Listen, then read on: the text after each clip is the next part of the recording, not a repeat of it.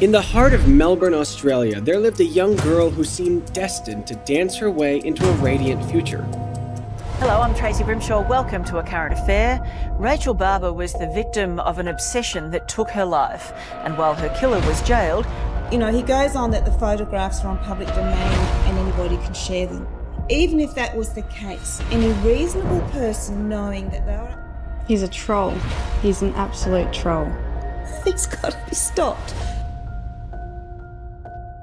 At just 15 years old, Rachel Barber wasn't your ordinary teenager. In a sick attempt to try and assume the 15-year-old's identity, she wanted to be as beautiful as Rachel, have that personality and that life, and she thought if she killed her, she could become her. It's cruel. It's cruel, it's insensitive, it's unethical. Good morning. We have some breaking news for you now. A Victorian woman who stalked and murdered her 15-year-old friend in 1999. Rachel Barber was murdered by a friend, Caroline Reed Robertson. In 1999, she strangled her friend, her younger friend, 15-year-old Rachel Barber. She hid her body in a wardrobe for several days before burying it in a shallow grave. He's taken over the mourning of my daughter. Who was obsessed with Rachel's good looks.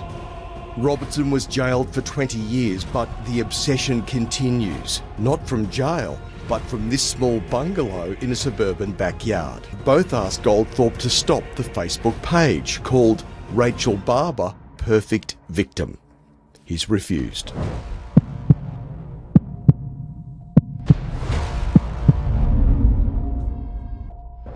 He's hijacked my sister's name and I'm furious about it. I was so obsessed with it, I couldn't keep it at home. I was taking it to work all the time. I was letting it affect the way I worked. Goldthorpe even believes he's been chosen by the dead girl to be her voice.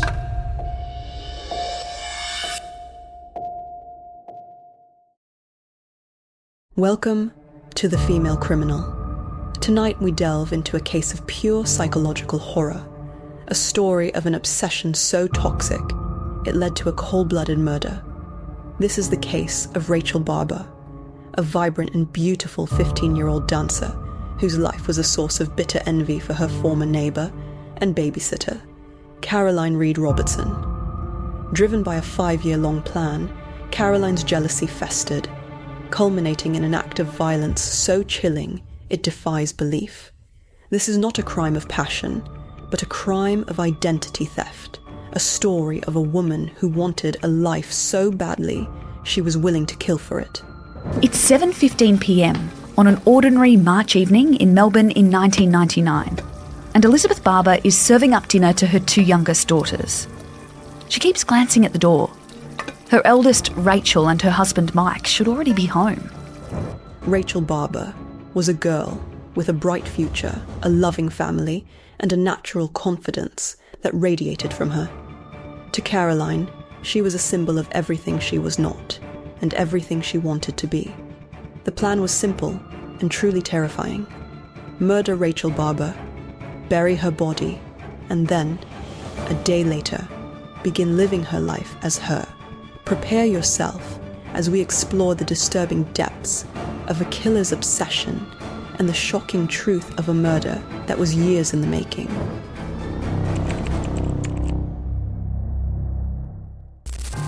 The story begins years before the murder, in the late 1990s, when Caroline Reed Robertson was a babysitter for Rachel and her family. From the outside, it seemed like a normal neighbourly relationship, but beneath the surface, a dark seed of obsession was taking root. Caroline became fixated on Rachel's life.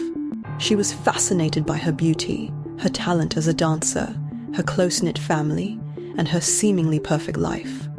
Caroline, in her own world of unhappiness, began to fantasize about becoming Rachel. This twisted fantasy would not just be a passing thought.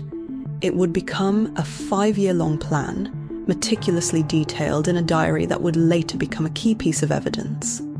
Caroline's diary entries reveal a truly shocking plan.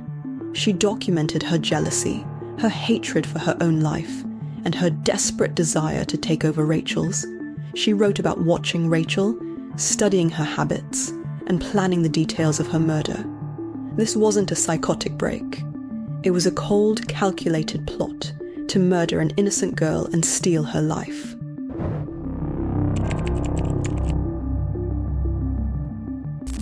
On March 1st, 1999, the plan was set into motion. Rachel told her friends she was heading to a secret job that would earn her a lot of money, a lie orchestrated by Caroline. She met with Caroline, who lured her to her apartment under the pretense of a modelling job. Rachel had been telling her friends and her boyfriend that she had a paying job that night. She was going to earn $100, and she was going to spend it on some shoes she had her eye on. She was guarded about what the job was. It was a secret, but it wasn't anything to worry about. Rachel, trusting her former babysitter, walked willingly into a trap. Once inside the apartment, Caroline convinced Rachel to do some relaxation poses, telling her to lie on the floor and close her eyes. Rachel, believing she was preparing for a job, complied, making her completely vulnerable. It was at this moment that Caroline, in a cold and unsparing act, fulfilled her years-long obsession.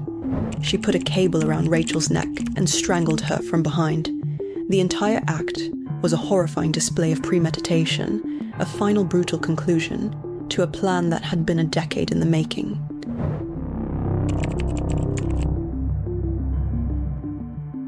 When Rachel didn't return home, her family immediately knew something was wrong. They knew their daughter would never just run away. They went to the police, but the officers were dismissive, believing Rachel was just a typical runaway teenager. Refusing to accept this, Rachel's family took matters into their own hands. They began their own investigation, speaking with Rachel's friends and retracing her last steps. In the days after Rachel went missing, her family plastered Melbourne in more than 2,000 posters, appealing for anyone who might have seen her. Their relentless efforts would prove to be crucial in the investigation. The police, finally taking the case seriously, released a sketch of a girl seen with Rachel on the night she disappeared. The sketch, provided by a witness, would later be identified as Caroline Reed Robertson. Her killer was a 19-year-old who used to live across the street, a former babysitter, a friend of the family. A young woman filled with jealousy, self-hate, and an obsession with the beautiful, talented Rachel, who she'd been stalking for several years. The family's love and determination to find their daughter would ultimately put a name to the monster who took her. It was a race against time, a desperate search for a truth that was buried in the dark, twisted mind of a killer.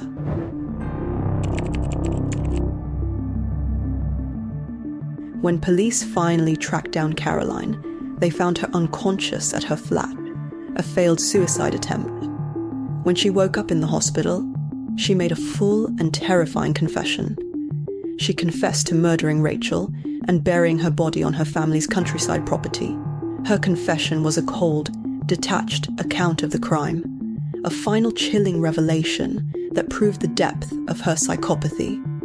Police, following her directions, found Rachel's remains in a shallow grave, but the most damning evidence was yet to be discovered. Inside her flat, police found the diary, a horrifying roadmap to murder. In it, Caroline had detailed her 5-year-long plan to kill Rachel and steal her identity, a final piece of evidence that would prove the cold, unyielding nature of her crime. The diary was a window into the mind of a killer, a chilling account of a woman who wanted a life so badly she was willing to murder to get it. It provided the ultimate proof of premeditation and a chilling look into the darkest parts of the human mind.